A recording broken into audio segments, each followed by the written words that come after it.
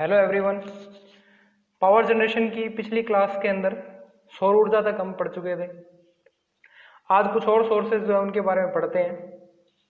जैसे सबसे पहला सोर्स सेकंड नंबर पे अपनों ने जो देखा था विंड यानी हवा। देखो विंड एनर्जी का मतलब क्या होगा भाई, जो हवा के पास जो एनर्जी है उससे अपने क्या रोटेट करवाएंगे, जो विंड मिल है अपनी वो। ठीक है, ये कुछ इस तरह से होता है।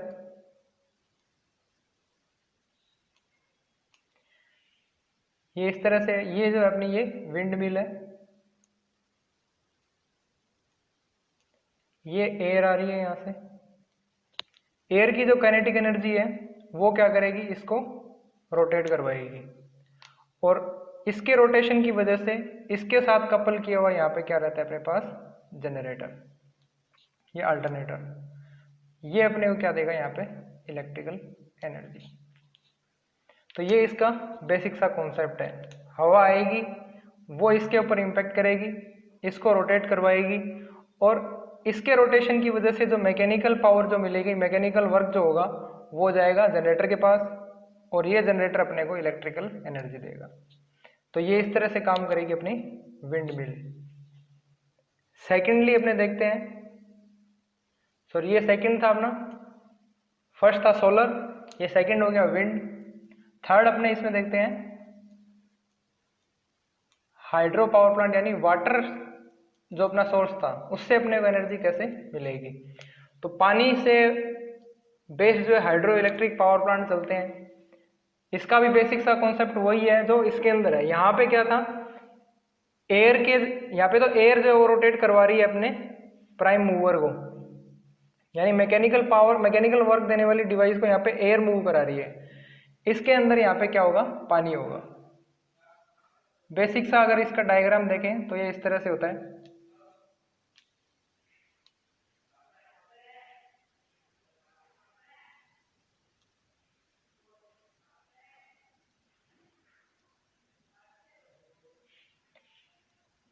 ये कोई एक टैंक है जिसमें अपनों ने पानी भरा हुआ है।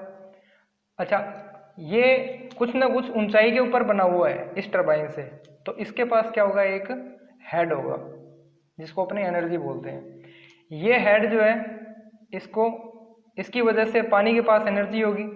वो पानी जो है हाई एनर्जी के साथ क्या होगा, इस टरबाइन के ऊपर, ये टरबाइन है अपना, इस टरबाइन के ऊपर इम्पैक्ट करेगा और ये टरबाइन क्या करेगी, रोटेट करना शुरू करेगी। और इस टरबाइन के साथ अपने क्या करते हैं, यहाँ पे जनरेटर कनेक्ट करके रखते हैं, जनरेटर कपल्ड होगा।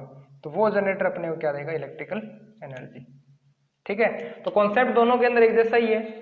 यहाँ पे एयर है, इस जगह पे क्या है, यहाँ पे पानी है जो क्या कर रहा है, इम्पैक्ट कर रहा है। ये मशीन यहाँ पे प्राइम मूवर अपने क्या यूज कर रहे हैं, विंड मिल, यहाँ पे अपने यूज कर रहे हैं हाइड्रो टरबाइन। यहाँ पे जनरेटर और लास्ट के अंदर अपने को यहाँ पे सप्लाई मिल रही है। तो कहने का मतलब क्या होगा, अच्छा इसके लिए जो है थोड़ा सा डिफरेंस दोनों के अंदर ये है कि ये जो यहाँ पे जो विंड मिल जो बनती है, इसकी ब्लेड जो होती है वो थोड़ी सी अलग तरह की होती है और इसकी ब्लेड जो है अलग तरह की होती है। तो ये बेसिक था अपने विंड टरबाइन कैसे काम करती है, विंड का पावर प्लांट कैसे चलता है और हाइड्रो पावर प्लांट कैसे चलता है। नेक्स्ट अपने इसमें देखते हैं, अच्छा नेक्स्ट अपनों ने जो सोर्स देखा था वो था अपने पास फ्यूल। फ्यूल की कैटेगरी के अंदर बहुत सारे पावर जनरेशन प्लांट अपने पढ़ सकते हैं। जैसे कल भी मैंने बताया था, diesel, nuclear, sorry coal. Nuclear power plant को अपनों ने अलग से पढ़ा था यहाँ पे। तो डीजल बेस्ड पावर प्लांट होगा, गैस बेस्ड पावर प्लांट होगा, वर्किंग सबके अंदर इक्वल एक जैसी रहेगी। कैसे सिस्टम होगा, जैसे डीजल है तो वहाँ तो अपने आईसी इंजन यूज करते हैं। कोल बेस्ड जो पावर प्लांट होता है उसके अंदर स्टीम बनाते हैं, कोल जलता है, कोल के जलने से क्या बनती है, स्टीम बनती है। उस स्टीम को इम्पैक्ट करते हैं टरबाइन के ऊपर और टरबाइन से अपने को इलेक्ट्रिकल एनर्जी, सॉरी टरबाइन से अपने को मैकेनिकल वर्क मिलता है और वो मैकेनिकल वर्क अपने ट्रांसफर होता है जनरेटर के ऊपर और जनरेटर से अपने को इलेक्ट्रिकल एनर्जी मिलती है। और गैस के अंदर क्या होता है, गैस टरबाइन पावर प्लांट के अंदर यहाँ पे अपने नेचुरल गैस यूज करते हैं। वो नेचुरल गैस क्या होती है, कंबशन चैम्बर में जाती है, वहाँ से उसकी एनर्जी बढ़ती है और वो कंबशन चैम्बर के थ्रू जो अपनी नेचुरल गैस है उसको इम्पैक्ट करते हैं अपने गैस टरबाइन के ऊपर। और गैस टरबाइन सीधे कपल किसके साथ होती है, जनरेटर के साथ में, और जनरेटर से अपने को इलेक्ट्रिकल एनर्जी मिलेगी। तो बेसिक सा कॉन्सेप्ट अपने को क्या है, ये ध्यान में रखना है। जैसे इसके अंदर था, जैसे यहाँ पे था, वही सेम कॉन्सेप्ट यहाँ पे चलेगा। मतलब क्या होगा, यहाँ पे एक प्राइम मूवर रहेगा जो अपने को मैकेनिकल वर्क देगा यहाँ पे, ठीक है। और उस मैकेनिकल वर्क से अपने हमेशा कपल करके रखेंगे जनरेटर को। वो मैकेनिकल वर्क हमेशा किसके पास जाएगा, अपने जनरेटर के पास या अल्टरनेटर के पास, और वहां से अपने को क्या मिलेगी, इलेक्ट्रिकल एनर्जी मिलेगी। तो अगर सिंपल सा अगर अपने डायग्राम देखें भैया तीनों तरह के सिस्टम कैसे काम करेंगे, तो एक बेसिक डायग्राम बनता है तीनों के लिए। वो क्या होगा भाई, कोई ना कोई एक फॉर्म के अंदर एनर्जी अपने पास है, कोई फ्लूइड की होगी या कोई केमिकल एनर्जी होगी। उस एनर्जी को अपने हमेशा किसके ऊपर डालेंगे, एक प्राइम मूवर के पास। जैसे टरबाइन है यहाँ पे, जैसे अपने हाइड्रो टरबाइन बात कर रहे हैं, यहाँ पे जैसे विंड मिल है, कोल बेस्ड जो पावर प्लांट होता है उसके अंदर स्टीम टरबाइन होती है, गैस टरबाइन पावर प्लांट के अंदर गैस टरबाइन होगी इस प्राइम मूवर की जगह। यहाँ से हमेशा अपने को क्या मिलेगा, एक मैकेनिकल वर्क ही मिलेगा। और ये मैकेनिकल वर्क किस में जाएगा, जनरेटर के अंदर, और जनरेटर से अपने को क्या मिलेगी यहाँ पे, इलेक्ट्रिकल एनर्जी। तो ये कंप्लीट साइकिल जो है हमेशा इसी तरह से काम करेगा किसी भी पावर जनरेटिंग साइकिल के अंदर। तो ये थे अपने बेसिक से, एक बार इनके बारे में उन्होंने थोड़ा सा बेसिक पढ़ा हुआ है, ठीक है। नेक्स्ट अपने पढ़ते हैं इसी के अंदर पावर जनरेटिंग स्टेशन कैसे काम करते हैं। तो एनर्जी सोर्सेज के अंदर अपने अभी तक सोलर एनर्जी के बारे में पढ़ चुके हैं, विंड के बारे में पढ़ चुके हैं, पानी के बारे में, पानी से एनर्जी कैसे मिलती है उसके बारे में पढ़ चुके हैं, अलग अलग तरह के फ्यूल्स के बारे में पढ़ चुके हैं। एक टॉपिक जैसे इसमें रह गया था न्यूक्लियर का, तो न्यूक्लियर एनर्जी से जो अपने को एनर्जी मिलेगी वो भी बिल्कुल साइकिल वैसे ही काम करता है। उसके अंदर बस यहाँ पे जैसे स्टीम जनरेशन का काम, जहाँ पे स्टीम टरबाइन पावर प्लांट के अंदर कोयला करता है, वहाँ वही सेम काम क्या है, यूरेनियम करेगा। यूरेनियम से जो एनर्जी मिलेगी उसको अपने हीट के रूप में एक्सट्रैक्ट करेंगे और उस हीट से अपने स्टीम तैयार करेंगे। वो स्टीम जाएगी टरबाइन के ऊपर और टरबाइन को रोटेट करवा के अपने मैकेनिकल वर्क लेंगे। वो मैकेनिकल वर्क जाएगा जनरेटर के ऊपर और जनरेटर से अपने को इलेक्ट्रिकल एनर्जी मिलेगी। तो ये बेसिक साइकिल है, डिटेल में भी पढ़ेंगे इसके बारे में भी। तो अभी अपने पहले बात करने जा रहे हैं पावर जनरेटिंग स्टेशन के बारे में। कितने तरह के पावर जनरेटिंग स्टेशन होते हैं, तो पावर जनरेटिंग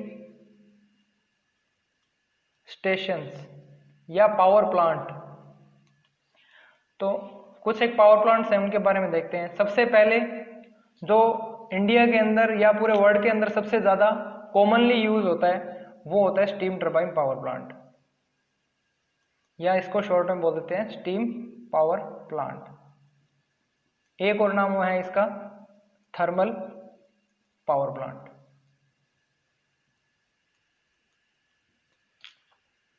सेकंड नंबर पे आता है इसी में nuclear power plant.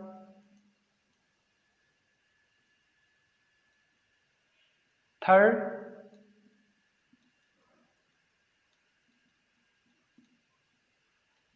Hydro power plant. Fourth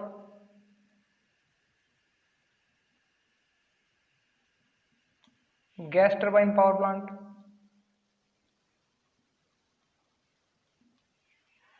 और फिफ्थ जो है वो डीजल पावर प्लांट। तो ये 5 तरह के पावर स्टेशन हैं नॉर्मली मेनली अपने पास।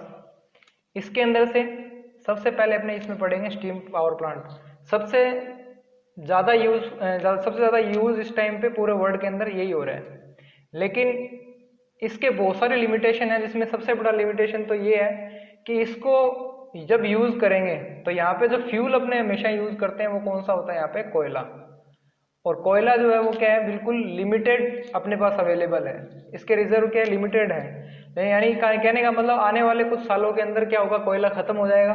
तो जब ये कोयला खत्म होगा तब ये पावर प्लांट बिल्कुल बंद हो जाएंगे ये।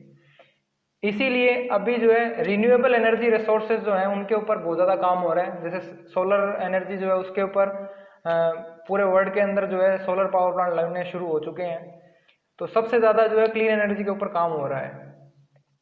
तो अभी अपने इन 500 के बारे में पढ़ते हैं। इनको 500 को पढ़ने से पहले कुछ एक बेसिक अपने क्या है थर्मोडायनेमिक्स के 2 नियम हैं उनको पढ़ेंगे पहले, उसके बाद इनको समझेंगे।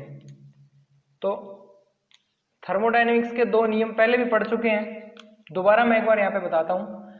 2 नियम कौन से हैं? पहला ऊष्मागतिकी का पहला नियम, फर्स्ट लॉ ऑफ थर्मोडायनेमिक्स, और सेकेंड लॉ ऑफ थर्मोडायनेमिक्स।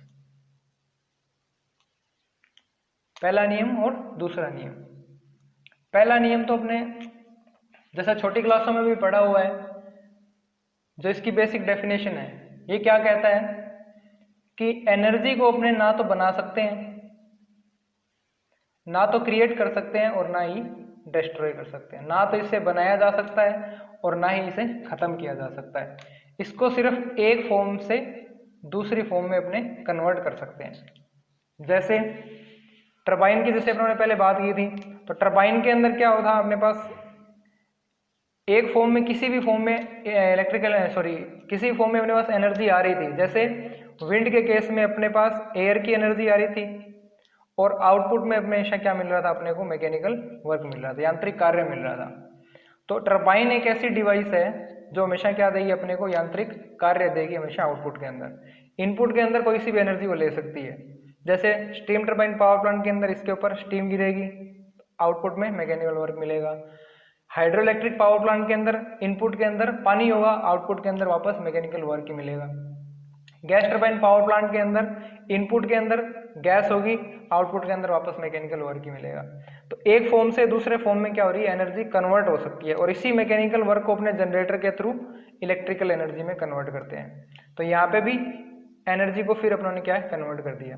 हाँ, ये जरूर है कि जितनी एनर्जी इसके पास होगी वो इतना वर्क वहां नहीं मिलेगा, और जितना वर्क यहाँ होगा वो as it is electrical energy अपने को नहीं मिलेगी। कुछ ना कुछ लॉसेज होंगे फ्रिक्शन वगैरह की वजह से। तो फर्स्ट लॉ का मतलब यहाँ पे समझ में आ गया, अपने एनर्जी को ना तो बना सकते हैं, ऊर्जा ना तो बनाई जा सकती है, और ना ही ऊर्जा को खत्म कर सकते हैं। सिर्फ एक फॉर्म से दूसरे फॉर्म में इसको कन्वर्ट किया जा सकता है। फिर आता है सेकेंड लॉ का एक बहुत ही इंपॉर्टेंट स्टेटमेंट है। 2 वैज्ञानिक थे, केल्विन और प्लांक। इन्होंने स्टेटमेंट दिया था, इनके अनुसार क्या है, कोई भी एक सिंगल थर्मल एनर्जी रेजर्वोयर जो है, ये रेजर्वोयर क्या होता है वो भी बताता हूँ अभी। सिंगल थर्मल एनर्जी रेजर्वोयर के बीच में कोई भी इंजन जो है वो ऑपरेट नहीं हो सकता, और ऑपरेट होने के बाद ये कार्य नहीं दे सकता। तो एक बार दोबारा रिपीट करता हूँ, केल्विन प्लांक का स्टेटमेंट क्या है। इसके अकॉर्डिंग क्या क्या कहा गया है, दोनों के अकॉर्डिंग, कि ऐसा इंजन बनाना इम्पॉसिबल है जो एक थर्मल एनर्जी रेजर्वोयर के ऊपर काम करता हो। अब थर्मल एनर्जी रेजर्वोयर का मतलब क्या है, एक तरह से रेजर्वोयर का मतलब होता है जहां पे अपने किसी चीज को स्टोर करते हैं। तो ये एक टेम्परेचर स्टोर करने की जगह है, यहाँ से अपने को टेम्परेचर मिलेगा। ठीक है, ये हाई टेम्परेचर भी हो सकता है, ये लो टेम्परेचर भी हो सकता है। तो रेजर्वोयर का मतलब एक एनर्जी स्टोर करने का कुछ एक इक्विपमेंट है ये। तो जैसे सूरज है, सूरज की एनर्जी क्या रहती है, बहुत हाई रहती है। ये हमेशा क्या होता है, अपने को टेम्परेचर, हाई टेम्परेचर प्रोवाइड करता है। तो ये एक थर्मल एनर्जी रेजर्वोयर है। ठीक है, तो इनके अकॉर्डिंग, दोबारा रिपीट करता हूं, इनके अकॉर्डिंग एक ऐसा इंजन बनाना इम्पॉसिबल है जो एक सिंगल थर्मल एनर्जी रेजर्वोयर के बीच में काम करता हो, और काम करके अपने को कार्य देता हो। अच्छा, तो अगर ये बात पॉसिबल नहीं है तो फिर पॉसिबल क्या चीज है, तो इन्होंने बताया अगर कोई इंजन अगर बनाना है तो उसके लिए अपने को क्या चाहिए, 2 टेम्परेचर चाहिए हमेशा। एक हमेशा हाई टेम्परेचर होगा और एक हमेशा लो टेम्परेचर होगा। यानी एक इंजन हमेशा कार्य तभी दे सकता है जब वो 2 टेम्परेचर लिमिट के बीच में काम कर रहा होगा, एक हाई टेम्परेचर के बीच में और एक लो टेम्परेचर के बीच में। जब ये कंडीशन सेटिस्फाई होगी तभी जो अपना कार्य है वो हमेशा अपने यहाँ पे मिलेगा। और एनर्जी का फ्लो हमेशा किस तरफ होता है, हाई टेम्परेचर से लो टेम्परेचर की तरफ। अब इस बात का रिलेशन यहाँ पे कैसे है, इसके बारे में तो अपने देख ही लिया भाई, फर्स्ट लॉ का रिलेशन कैसे है यहाँ पे भाई, अपने इन पूरे पावर प्लांट्स के अंदर क्या कर रहे हैं, एनर्जी को कन्वर्ट ही कर रहे हैं, कोई एनर्जी बना नहीं रहे। तो पहली फर्स्ट लॉ जो है उसका एप्लीकेशन तो अपने इनके अंदर देख लिया। सेकंड लॉ का एप्लीकेशन इसमें कैसे है, जैसे अपने स्टीम टरबाइन पावर प्लांट के लिए बात करें तो स्टीम टरबाइन पावर प्लांट के केस में क्या होगा, देखो दो थर्मल एनर्जी रेजर्वायर का मतलब हमेशा क्या होगा, एक अपने को हाई टेम्परेचर के ऊपर इसमें डिवाइस चाहिए और एक लो टेम्परेचर के ऊपर चाहिए। तो जैसे स्टीम टरबाइन पावर प्लांट के अंदर हाई टेम्परेचर के ऊपर हमेशा क्या रहता है, बॉयलर, और लो टेम्परेचर के ऊपर हमेशा क्या होगा, कंडेंसर। और इसी तरह से न्यूक्लियर पावर प्लांट के अंदर भी होगा, हाइड्रो पावर प्लांट को छोड़ के इन सब में क्या होगा, इस तरह से ये एक हाई टेम्परेचर और एक लो टेम्परेचर के रेजर्वायर होंगे यहाँ पे। तो जब भी दो अलग अलग टेम्परेचर के ऊपर रेजर्वायर होंगे तभी अपने को क्या मिलेगी, एनर्जी मिले, तभी अपने को कार्य मिलेगा यहाँ से। तो ये दोनों लॉ जो है वो इन सभी पावर प्लांट के अंदर काम करेगी, इनको थोड़ा सा अपने को समझना है। तो नेक्स्ट क्लास के अंदर अपने इन सभी 500 जो अपने पावर प्लांट है इनको डिटेल से पढ़ेंगे, क्या क्या डिवाइस इनके अंदर अपने यूज करते हैं, किस डिवाइस का क्या एप्लीकेशन है। इसके अंदर से सबसे ज्यादा डिटेल में अपने को पढ़ना होगा स्टीम पावर प्लांट को। तो मिलते हैं नेक्स्ट क्लास के अंदर।